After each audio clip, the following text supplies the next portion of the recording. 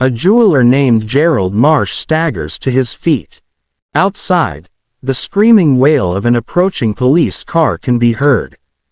The police siren is detected by the tiny antennae of countless ants, dispersed throughout the city and relayed via electronic impulses to the secret laboratory of Henry Pym. Pym dons his Ant-Man costume and triggers his reducing gas, quickly shrinking to ant size.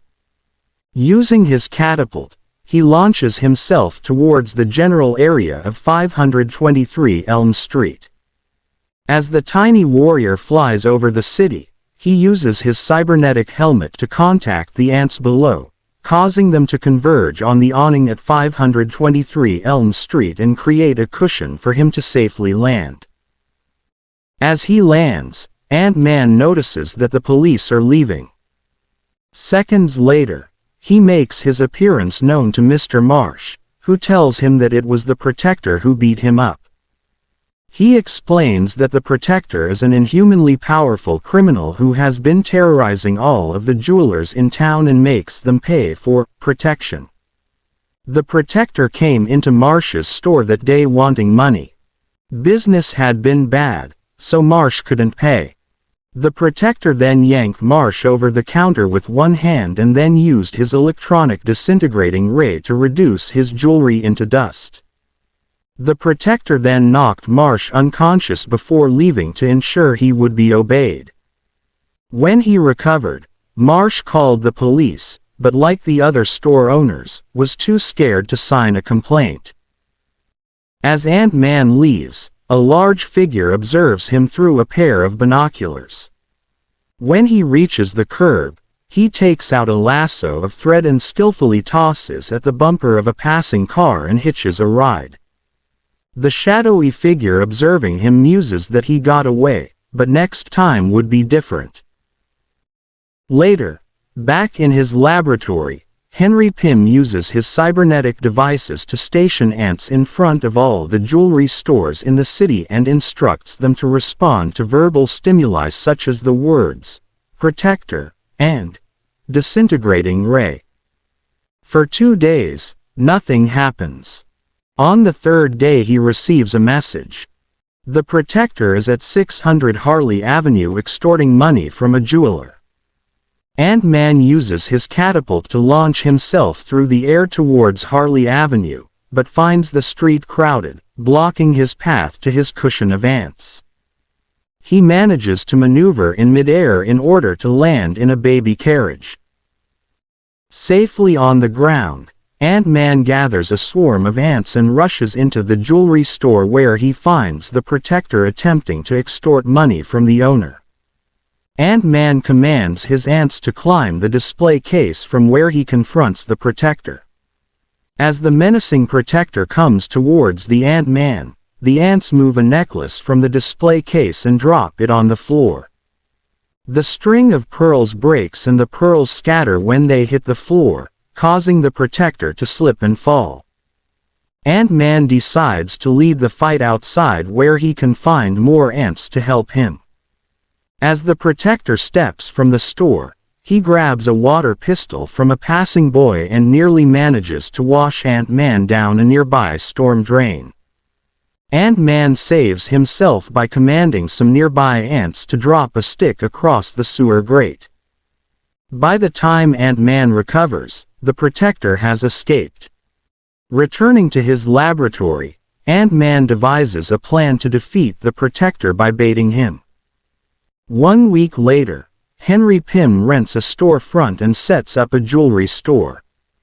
The days pass slowly until one afternoon the Protector finally shows up. He lifts up a display case and then blasts it with his disintegrating gun, reducing it and its contents to dust. As he leaves, he tells Pym that if he doesn't want these awful things to happen, he had better pay him $300 a week. And if he tells the cops about this, he would use his disintegrator on him. As soon as the Protector leaves, Henry Pym rushes to the back of the shop, changes into his costume and uses his reducing gas to become ant size. As he runs to the door, He passes drops of machine oil too small to be noticed by a normal-sized person, on the ground, right where the protector had stood. Ant-Man says that, now it all fits together, and muses that it was a good thing that he was prepared. When the protector had entered the shop, Pym had pressed a button which sent electronic impulses to all of the ants in the area. Following prearranged instructions, a few ants climbed onto the protector's boots as he left the store. While the protector drove away, the ants emitted signals through their antennae, which were picked up by other ants in the street, allowing Ant-Man to follow the protector's trail using his cybernetic helmet. An hour later, Ant-Man has tracked the protector to a vacant, old tenement.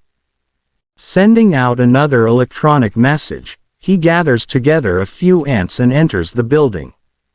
Suddenly he hears a loud whir from above and is sucked up by a vacuum cleaner.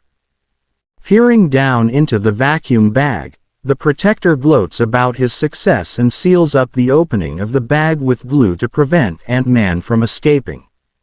Using his normal-sized strength, Ant-Man punches through the paper vacuum bag and escapes. Seeing a fan on a nearby table gives Ant-Man an idea. Moments later, the protector returns and notices the hole in the vacuum bag. He removes his goggles so he can look for the ant-sized hero. Just then, Ant-Man turns on the fan, blowing all the dust from the vacuum bag into the protector's face.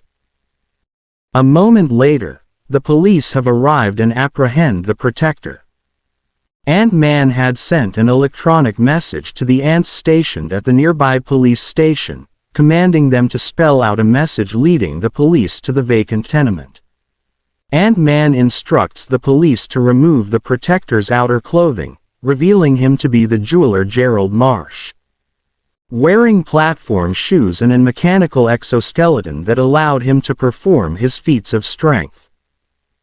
Ant-Man states that he first suspected Marsh when he told him that the protector had beaten him up even though his business was poor. He had guessed that the protector would be too smart to try and shake down someone who didn't have the money to pay. Later, when he found machine oil where the protector had been standing, he guessed the secret of his great strength. As for the disintegrating gun, it created a puff of dense smoke, under the cover of which the protector would steal the jewels and replace them with grains of sand. Ant-Man tells the police that they would find the disintegrated jewels in Marsh's safe.